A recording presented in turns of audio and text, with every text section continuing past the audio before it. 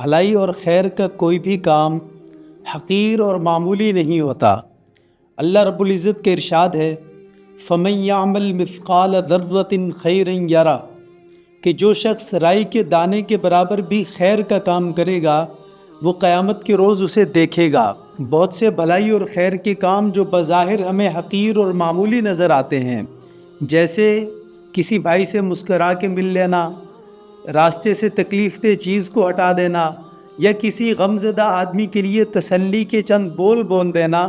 لیکن حقیقت یہ ہے کہ ایک خوبصورت اور معتدل معاشرہ انہی کاموں کی وجہ سے تشکیل پاتا ہے۔ اسی وجہ سے جناب رسول کریم صلی اللہ علیہ وسلم ارشاد فرماتے ہیں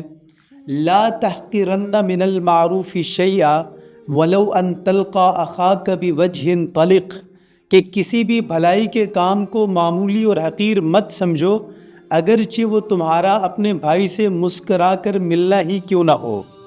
تو بھائیو، ہو سکتا ہے کہ کوئی کام ہماری نظر میں بظاہر حقیر اور معمولی ہو لیکن اللہ کے ہاں اس کی بڑی قدر ہو، اور کیا بعید ہے کہ وہی کام جسے ہم حقیر اور معمولی سمجھ رہے ہوں وہ بھلائی اور نیکی کا کام قیامت کے دن ہمارے لیے نجات کا ذریعہ بن جائے۔ لہٰذا